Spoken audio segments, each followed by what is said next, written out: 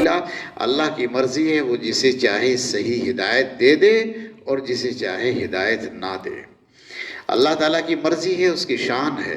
اس لیے اللہ تعالیٰ کسی کو توفیق دے دے، کسی کو سمجھ دے دے، کسی کو شعور دے دے، اسے اللہ کا شکر گزار ہونا چاہیے کہ اللہ آپ نے مجھے عام لوگوں میں بیکار ہی نہیں چھوڑ دیا، بلکہ آپ نے مجھے عقل دی ہے، آپ نے مجھے سمجھ دی ہے، آپ نے مجھے شعور دیا ہے، اس پر اللہ کا شکر گزار ہونا چاہیے۔ اللہ فرماتے ہیں وَمَا أَرْسَلْنَاكَ عَلَيْهِمْ وَكِيلًا، ہم نے آپ کو لوگوں کا ذمہ دار بنا کر نہیں بھیجا، یعنی ہم نے آپ کو لوگوں کا ذمہ دار نہیں بنایا کہ لوگوں کو ہدایت ملنی ہی ہے، آپ کا کام نہیں، آپ کا کام تو ہے وَمَا عَلَيْنَا إِلَّا الْبَلَاغُ، بات لوگوں تک پہنچا دیجیے اور پیچھے ہٹ جائیے، ہدایت دینا ہمارا کام ہے۔ ہم ہدایت کسی دیں گے نہیں دیں گے یہ تو ہماری مرضی ہے، آپ تو صرف بات بتائیے، بات سنائیے، بات سمجھائیے۔ ہم نے سب کو عقل دے رکھی ہے، اس عقل کے ذریعے سے اچھے کو برے کو خود پہچاننا آدمی کی ذمہ داری ہے، آدمی کا کام ہے، اور اگر وہ اپنی عقل کو کام میں نہیں لا رہا ہے تو اس کا مطلب یہ ہوا ہے کہ اللہ نے اسے محروم کر دیا ہے، اللہ تعالیٰ نے اسے محروم کر دیا ہے۔ تو جب آدمی کے پاس عقل ہے، سمجھ ہے، وہ آدمی کتے سے بچتا ہے، بلی سے بچتا ہے، سانپ سے بچتا ہے، بچھو سے بچتا ہے، زہر نہیں کھاتا ہے، تیز گرم پانی نہیں پیتا ہے، چھلانگ نہیں لگاتا ہے چھت کے اوپر سے، تو سب پتہ ہے نا اسے، اور پھر بھی بدتمیزی کر رہا ہے، تو اس کا مطلب یہ ہوا اللہ تعالیٰ نے اسے محروم کر دیا کہ جاؤ تمہارا کام نہیں، تمہیں ہماری رحمت کی ضرورت نہیں۔ آگے اللہ نے فرمایا قُلِ ادْعُوا الَّذِينَ زَعَمْتُم مِّن دُونِهِ فَلَا يَمْلِكُونَ كَشْفَ الضُّرِّ عَنكُمْ وَلَا تَحْوِيلًا، اللہ تعالیٰ فرماتے ہیں آپ کہہ دیجئے کہ پکار لو انہیں جنہیں تم گمان کرتے ہو اللہ کے سوا، انہیں پکار لو، انہیں پکار لو۔ اللہ تعالیٰ فرماتے ہیں وَرَبُّكَ أَعْلَمُ بِمَنْ فِي السَّمَاوَاتِ وَالْأَرْضِ، اور تیرا رب خوب جانتا ہے ان کو جو آسمانوں میں ہیں اور جو زمین میں ہیں، یعنی آسمانوں میں فرشتے رہتے ہیں، زمین میں انسان اور جنات رہتے ہیں۔ اللہ فرماتے ہیں ہم تمہارے بارے میں خوب جانتے ہیں، آسمان والوں کے بارے میں بھی جانتے ہیں۔ وَلَقَدْ فَضَّلْنَا بَعْضَ النَّبِيِّينَ عَلَى بَعْضٍ وَآتَيْنَا دَاوُودَ زَبُورًا، اور ہم نے بعض نبیوں کو بعض پر فضیلت دی ہے، اور ہم نے حضرت داؤد علیہ السلام کو زبور دی ہے۔ بعض نبیوں کو بعض پر اللہ تعالیٰ نے فضیلت دی ہے۔ جتنے بھی انبیاء کرام ہیں، اللہ تعالیٰ نے جتنے بھی نبیوں کو آج تک دنیا میں بھیجا ہے، ان سارے نبیوں میں درجے کم والے بھی ہیں، زیادہ والے بھی ہیں۔ بعض نبی ایسے ہیں جن کے درجے کم ہیں، بعض نبی ایسے ہیں جن کے درجے بہت زیادہ ہیں، تو الگ الگ مرتبوں کے نبی ہیں۔ تو اس کا مطلب تو یہ نہیں ہے کہ وہ نبی زیادہ اچھا ہے وہ نبی خراب ہے، نہیں، یہ مطلب نہیں اس کا۔ سارے ہی نبی اچھے ہیں، سارے ہی نبی عزتوں والے ہیں، سارے ہی نبی اللہ کے قریب ہیں، سارے ہی نبی عام انسانوں سے زیادہ اللہ سے محبت رکھنے والے ہیں اور اللہ تعالیٰ کی مہربانیاں پانے والے ہیں۔ لیکن اللہ نے ان میں بھی مرتبے بنا دیے، بعض ایک سے بڑھ کر، وہ اس سے بڑھ کر، وہ اس سے بڑھ کر، نیچے نہیں ہیں، سب اوپر اوپر بڑھ کر جاتے ہیں۔ اب ان میں الگ الگ انبیاء کرام علیہ السلام ہیں۔ اللہ تعالیٰ فرماتے ہیں بعض نبی وہ ہیں جنہیں خلیل اللہ کہا جاتا ہے، اللہ کا دوست، جیسے حضرت ابراہیم علیہ السلام۔ بعض وہ ہیں جنہیں ذبیح اللہ کہا جاتا ہے، ذبیح اللہ، جیسا کہ حضرت اسماعیل علیہ السلام کہ انہیں اللہ کے لیے ذبح کیا گیا تھا اور وہ ذبح ہونے کے لیے تیار ہو گئے تھے، ذبح ہو رہے تھے، تو ان کو کہا گیا ذبیح اللہ۔ اور بعض وہ ہیں جن کو کہا گیا روح اللہ، جیسے ہیں حضرت عیسیٰ علیہ السلام۔ بعض وہ ہیں جن کو کہا گیا حبیب اللہ، یعنی حضور اکرم صلی اللہ علیہ وسلم۔ تو سب کے درجے اور مرتبے الگ الگ ہیں۔ حضرت ابراہیم علیہ السلام کا مرتبہ بہت بلند ہے، اس معنی کر کے بہت سارے انبیاء کرام علیہ السلام ان کی اولاد میں ہیں۔ حضرت نوح علیہ السلام کا مرتبہ بہت بلند ہے، کیونکہ ساری دنیا میں جتنے انسان ہیں وہ سب انہی سے پیدا ہوئے ہیں، ان سے پہلے والے تو ختم ہو گئے تھے سب، ان کو آدم ثانی کہا جاتا ہے۔ اسی طریقے سے حضرت موسیٰ علیہ السلام، حضرت عیسیٰ علیہ السلام، ان کے مرتبے بہت بلند ہیں۔ حضرت داؤد علیہ السلام، ان کے مرتبے بہت بلند ہیں، کیونکہ اللہ پاک نے انہیں باقاعدہ باضابطہ بڑی بڑی کتابیں عطا فرمائیں۔ آگے ذکر کیا ہے اللہ پاک نے حضرت داؤد علیہ السلام کا، وَآتَيْنَا دَاوُودَ زَبُورًا، ہم نے حضرت داؤد علیہ السلام کو زبور دی تھی۔ زبور یہ اللہ تعالیٰ کی ایک کتاب کا نام ہے۔ جیسے قرآن کریم اللہ کی کتاب ہے، اس سے پہلے نازل ہونے والی کتاب انجیل ہے، اس سے پہلے نازل ہونے والی کتاب جو ہے زبور ہے، اور اس سے پہلے نازل ہونے والی کتاب جو ہے وہ حضرت موسیٰ علیہ السلام پر جو کتاب نازل ہوئی توریت کہتے ہیں۔ تو یہ ساری بڑی بڑی کتابیں اللہ پاک نے اپنے پیغمبروں کو عطا فرمائی۔ ان میں اللہ پاک نے حضرت زبور کا ذکر کیا جو اللہ نے حضرت داؤد علیہ السلام کو عطا فرمائی۔ حضرت داؤد علیہ السلام کا ذکر اس لیے کر دیا گیا کہ حضرت داؤد علیہ السلام ذرا اسپیشل تھے، اس اعتبار سے کہ اللہ تعالیٰ نے ان کو کتاب عطا فرمائی تھی جیسے حضرت موسیٰ، جیسے حضرت عیسیٰ کو دی، لیکن حضرت موسیٰ، حضرت عیسیٰ علیہ السلام یا ہمارے نبی حضور صلی اللہ علیہ وسلم جن کے اوپر کتاب آئی ہے، وہ اپنے وقت کے راجہ مہاراجہ نہیں تھے، بادشاہ نہیں تھے۔ حضرت داؤد علیہ السلام کی خاص بات یہ ہے کہ وہ اللہ کے پیغمبر ہونے کے ساتھ ساتھ اپنے وقت کے بادشاہ بھی تھے،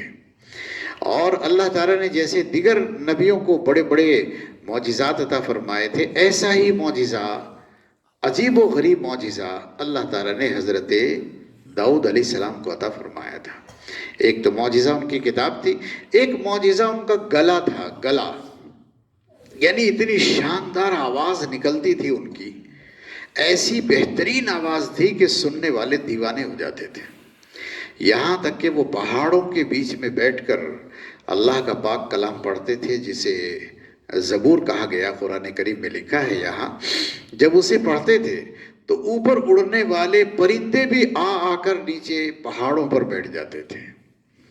اور آس پاس بھاگنے دوڑنے والے چرندے جانور بھی، خونخوار بھیڑیے، شیر، چیتے، وہ بھی آ کر بیٹھ جاتے تھے اور سب سنتے تھے۔ اتنی پیاری آواز تھی کہ اس آواز کا جادو انسانوں پر ہی نہیں جانوروں پر بھی چل جاتا تھا۔ یہ معجزہ تھا سیدنا حضرت داؤد علیہ السلام کا۔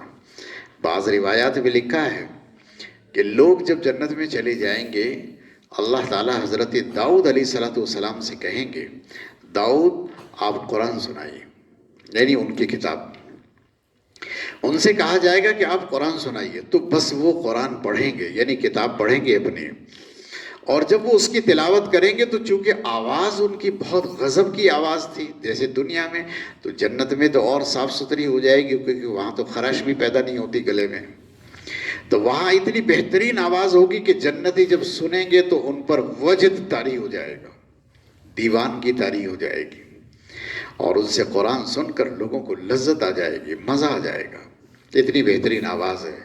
روایات میں بھی لکھا ہے اس کے بعد اللہ تعالیٰ حضور اکرم صلی اللہ علیہ وسلم سے کہیں گے، اے صاحب قرآن آپ بھی قرآن سنائیے، تو رسول اللہ صلی اللہ علیہ وسلم سنائیں گے تو بھی کہتے ہیں کہ لوگ بے ہوش ہو جائیں گے، اتنا اچھا قرآن پڑھیں گے حضور صلی اللہ علیہ وسلم۔ اللہ تعالیٰ حضرت داؤد علیہ السلام سے سنیں گے، اس کے بعد حضور صلی اللہ علیہ وسلم سے سنیں گے، دونوں سے سن کر کہیں گے کہ اب میں پڑھ کر سناؤں گا۔ پھر اللہ تعالیٰ قرآن پڑھ کر سنائیں گے تو کیا عالم ہوگا، تو اسے تو بیان ہی نہیں کیا جا سکتا۔ بتانا یہ ہے کہ یہاں اللہ تعالیٰ نے حضرت داؤد علیہ السلام کا خاص طور سے ذکر فرمایا کہ حضرت داؤد علیہ السلام کو ہم نے کتاب عطا فرمائی تھی جس کا نام زبور ہے۔ آگے وہ آیت ہے جسے میں نے پہلے پڑھ دیا تھا، قُلِ ادْعُوا الَّذِينَ زَعَمْتُم مِّن دُونِهِ فَلَا يَمْلِكُونَ كَشْفَ الضُّرِّ عَنكُمْ وَلَا تَحْوِيلًا۔ مکے والے جو لوگ تھے کہ وہ جن چیزوں کی عبادت کرتے تھے ان میں جناتوں کی بھی عبادت کرتے تھے، فرشتوں کی بھی عبادت کرتے تھے۔ اللہ تعالیٰ فرماتے تم انہیں بلا لو، فَلَا يَمْلِكُونَ كَشْفَ الضُّرِّ عَنكُمْ وَلَا تَحْوِيلًا، جن کی تم عبادت کرتے ہو جناتوں کی، فرشتوں کی، وہ کچھ نہیں بگاڑ سکتے، وہ تو مالک نہیں تم سے کسی بھی تکلیف کے ہٹانے کے نہ بدلنے کے، ان کے بس میں کچھ نہیں ہے۔ اولئک الذین یدعون یبتغون الی ربہم الوسیلہ، اور یہ جن کو تم پکارتے ہو یہ تو خود ہی اپنے رب کے سامنے جھکے پڑیں گے، جی ہمارا کام بن جائے، کیونکہ فرشتے تو بہرحال اللہ تعالیٰ کے عبادت گزار ہیں، لیکن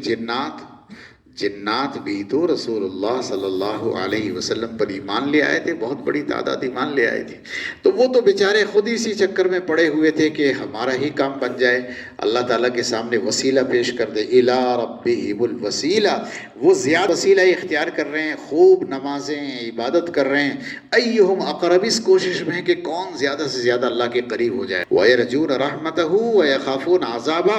اور وہ امید کرتے ہیں اپنے رب کی رحمت کی اور ڈرتے ہیں اپنے رب کے عذاب سے۔ تو جناتوں کی عبادت ہوتی تھی، فرشتوں کی، اللہ تعالیٰ فرماتے ہیں جن کی تم عبادت کرتے ہو وہ تو خود ہی اپنی جانوں کے چکر میں پڑے ہوئے، اللہ تعالیٰ ان کے اوپر رحم کرے، وہ خود ہی اس چکر میں ہے، تو تم کاہے کو، تمہارا کون سا کام سنواریں گے، وہ خود تم سے کسی تکلیف کو نہیں ہٹا سکتے۔ آخر میں اللہ نے فرمایا کہ وہ جنات اللہ تعالیٰ کی رحمتوں کی امید رکھتے ہیں اور اس کے عذاب سے ڈرتے ہیں۔ اللہ کی رحمت کی امید رکھنا اور اللہ کے عذاب سے ڈرنا، یہ دونوں ہی چیزیں مومن کی غذا ہیں، یہ دونوں ہی چیزیں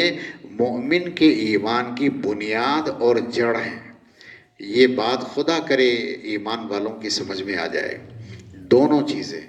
میں نے کہا اللہ کی ذات سے امید رکھنا، اللہ کے عذاب سے ڈرنا۔ جب بھی دونوں چیزوں میں فرق آتا ہے بس سمجھ لیجیے آدمی کے حالات خراب ہو جاتے ہیں دونوں چیزوں میں۔ کبھی کبھی آدمی کو اپنی دینداری، اپنی ایمانداری، اپنی عبادت گزاری، اپنے پیسے کو اللہ کے راستے میں خرچ کرنے کا غرور سا پیدا ہو جاتا ہے، وہ سمجھنے لگتا ہے کہ بس میرا تو کام ہو گیا، وہ ڈرتا ہی نہیں خدا کے عذاب سے، وہ بھی گیا جہنم میں، چاہے وہ کیسی بھی نمازیں پڑھے، کتنے بھی یہ بہت لوگوں کو بیماری ہے کہ وہ اپنی دینداری کو سمجھنے لگتے ہم نے تو بہت تیر مار دیا۔ اللہ تعالیٰ کے یہاں کسی کا وزن نہیں ہے، اللہ تعالیٰ کے یہاں تو اسی کا وزن ہے، ان اکرمکم عند اللہ اتقاکم، جو خدا سے جتنا زیادہ ڈرے گا وہ اتنا کامیاب ہو جائے گا، جو نڈر ہوگا، بے خوف ہو جائے گا، سمجھے گا میرے تو اعمال ہیں، اعمال نہیں چلتے اللہ کے یہاں، اللہ کے یہاں تو خوف چلتا ہے، ڈر چلتا ہے۔ اللہ تعالیٰ فرما رہے ہیں وہ اللہ کے ڈر اور اللہ کے عذاب سے ڈرتے ہیں، رحمت کی امید رکھتے ہیں۔ اللہ تعالیٰ سے امید بھی رکھنی چاہیے اعمال کر کے، اللہ سے ڈرنا بھی چاہیے اعمال کر کے، دونوں باتیں ہونی چاہیے۔ حضور اکرم صلی اللہ علیہ وسلم کے ایک صحابی کے بارے میں لکھا ہے، انتقال ہونے لگا، بہت سارے صحابہ ان کی بیماری میں ان کے پاس گئے تاکہ جا کر ان کی عیادت کریں، تسلی دیں ان کو۔ جا کر دیکھا تو وہ رو رہے ہیں، وہ بڑے اچھے صحابی تھے، ایسے صحابی تھے جنہیں رسول اللہ صلی اللہ علیہ وسلم نے دنیا میں ہی خوشخبریاں سنا دی تھی۔ جب وہ رو رہے تھے تو صحابہ کرام نے ان سے کہا بھئی آپ رو رہے ہیں، آپ کیوں رو رہے ہیں؟ آپ کو تو نبی کریم صلی اللہ علیہ وسلم نے یہ فرما دیا تھا نا صاف صاف کہ بھئی اپنی مونچھیں کٹواتے رہنا، مونچھیں کترواتے رہنا، یہاں تک کہ تم مجھ سے آ کر ملو، جنت میں آ کر ملو۔ تو بھئی تمہیں تو جنت میں جانا ہے، تم تو ساری عمر ہو گئے مونچھیں کٹوا رہے ہو، تمہیں تو حضور نے فرمایا تھا مونچھیں ڈھیلی رکھنا، لمبی نہیں رکھنا، تو مجھ سے آ کر ملنا۔ پھر تو حضور نے اشارہ تو دے دیا تمہیں جنت میں جانے کا، تم کیوں رو رہے ہو؟ تو ان صحابی نے کہا بات تو صحیح ہے کہ اللہ کے نبی علیہ السلام نے مجھے فرما دیا تھا کہ تم سے مجھ سے آ کر ملنا، لیکن میں یوں ڈر رہا ہوں کہ اللہ تعالیٰ نے دو قسم کے لوگ پیدا کیے ہیں، بعض وہ ہیں جنہیں جنت میں جانا ہے، بعض وہ ہیں جنہیں دوزخ میں جانا ہے، میں یوں ڈر رہا ہوں پتہ نہیں میرا نام کس میں ہے، کہیں دوزخ میرا لکھا گیا وہ نام، حضور سے ملوا کے بھیج دے مجھے دوزخ میں، ذرا ڈر لگ رہا ہے۔ وہ اپنے وقت کے صحابی اور حضور صلی اللہ علیہ وسلم سے خوشخبری سن رکھی اور رو رہے ہیں، وہ رو رہے ہیں، یہ ہے کمال کی بات۔ امید بھی آدمی کو کہ ایمان پر خاتمہ ہو رہا ہے، ڈر بھی ہے اس بات کا کہ پکڑ آ گئی تو گئے، پھر بچیں گے نہیں آپ۔ من نوقش فی الحساب عذب، من نوقش فی الحساب ہلاک، جس کا حساب چیک ہو گیا وہ تو گیا، وہ بچے گا نہیں اللہ تعالیٰ کے یہاں۔ یہ بہت جو ہے اہم بات ہے کہ آدمی کو اللہ سے امید بھی رہنی چاہیے اور اللہ تعالیٰ سے ڈر بھی رہنا چاہیے۔ اگر آدمی کی امید کم ہو جائے تو نا امید ہو کر کفر میں مبتلا ہو جائے گا۔ اور اگر آدمی کو امید بہت زیادہ ہو جائے، جیسے بہت سارے ایمان والوں کو بہت امید ہے، جسے بولا جی بس اللہ سے امید ہے اللہ تعالیٰ جنت میں بھیج دے گا، اجی اللہ سے بہت امید ہے اللہ بخش دے گا، بس امید ہی امید لیے بیٹھے ہیں، کام اپنی مرضی کے کر رہے ہیں، تو ڈر ور ان کے پاس کچھ ہے نہیں۔ ڈرنا بھی ضروری ہے، امید ہی کافی نہیں ہے، امید بھی رہنی چاہیے، ڈر بھی رہنا چاہیے۔ جب بھی ایک چیز کم ہوتی ہے، یا تو امید کم ہو جائے تو کفر میں جائے گا، ڈر کم ہو جائے تو آدمی جہنم میں جائے گا۔ تو اس لیے اللہ سے امید بھی، اللہ سے ڈر بھی، خوف خدا بھی اتنا ہی۔ اور جس کا جتنا زیادہ علم ہوتا ہے، جو جتنا زیادہ اللہ کے قریب ہوتا ہے، اس میں اتنا ہی زیادہ ڈر ہوتا ہے، یہ فطری بات ہے۔ جو آدمی کم ڈر رہا ہے یا نہیں ڈر رہا ہے، چاہے اس کا چہرہ کتنا بھی خوبصورت ہو، چاہے اس کی داڑھی ٹوپی رومال کپڑے کتنے بھی اچھے ہوں، وہ چاہے ہر وقت مسجد میں بیٹھ کر تسبیح پڑھتا ہے، کوئی فرق نہیں پڑتا اس بات سے۔ اللہ تعالیٰ کو ضرورت نہیں اس آدمی کی، اس لیے کہ اللہ تعالیٰ کے یہاں ڈر اور خوف ہی ضروری ہے۔ اگر ڈر اور خوف آدمی کے اندر نہیں تو پھر اس کا کام نہیں چلے گا۔ تو جو جتنا زیادہ قریب اتنا ہی زیادہ اللہ سے ڈرتا ہے۔ یہ باتیں میں آپ کو کئی بار پہلے بھی بتا چکا ہوں کہ عام آدمی جو ہے وہ گناہ کر کے ڈرتا ہے، گناہ ہو گیا اب ڈر رہا ہے، بھئی یہ تو غلط ہو گیا، اس سے ڈر رہا ہے۔ جو تھوڑا سا اچھا آدمی ہوتا ہے وہ گناہ کرنے سے پہلے ڈرتا ہے، بھئی مجھ سے غلطی نہ ہو جائے، مجھ سے گناہ نہ ہو جائے، اجی کہیں گناہ نہ ہو جائے، بھئی ہم یہ نہیں کریں گے گناہ ہو جائے گا، گناہ کرنے سے پہلے ڈر رہا ہے۔ اور جو اعلیٰ کوالٹی کے لوگ ہیں وہ نیکیاں کر کے ڈرتے ہیں بیچارے، وہ نماز پڑھ کے ڈرتے ہیں، وہ روزہ رکھ لیا اور پھر ڈر رہے ہیں۔ اب یہ تو عام آدمی کی سمجھ میں نہیں آتی کہ بھئی ہم کیوں ڈریں، ہم نے تو نماز پڑھ لی، نہیں، وہ اس لیے ڈر رہے ہیں، پڑھ تو لی ہے لیکن اللہ تعالیٰ نے اگر یوں کہہ دیا بھئی یہ کیسی نماز پڑھی تو نے، ہمیں نہیں چاہیے لے جا، تو پھر کیا ہوگا؟ تو اس لیے ڈرتے ہیں کہ کہیں یہ نماز لپیٹ کر ہمارے منہ پر نہ مار دی جائے، یہ روزے ہمیں ہی نہ دے دیے، جاؤ لے جاؤ، ایسے روزوں کی ضرورت نہیں مجھے، کیونکہ اللہ تعالیٰ کو تو نماز ہو، روزے ہو، حج ہو، زکوٰۃ ہو، صاف ستھری چاہیے، بالکل پاکیزہ۔ ایسا نہ ہو کہ نماز کی نیت بندی اور دل میں آدمی سوچ رہا ہے دیکھو لوگ مجھے دیکھیں گے میں کتنے اچھی نماز پڑھ رہا ہوں، کتنی لمبی رکعت ہے میری، کتنی ساری نماز پڑھ لی میں نے، سب چلے گئے لیکن میری نیت ابھی چالو ہے، بس گئی خاک میں ساری نماز۔ اس لیے نیک لوگ جو ہوتے ہیں وہ نیکیاں کر کے ڈر رہے ہوتے ہیں کہ کہیں اللہ تعالیٰ ہماری نیکیوں کو رد نہ کر دے۔ بتانا یہ ہے جس کے پاس جتنا علم، جتنی معلومات، جتنا زیادہ اللہ کے قریب اتنا ہی ڈر خوف اس پر غالب ہوتا ہے۔ تو یہ دو چیزیں ہو گئی، اللہ سے امید رکھنا اور اللہ سے ڈرنا۔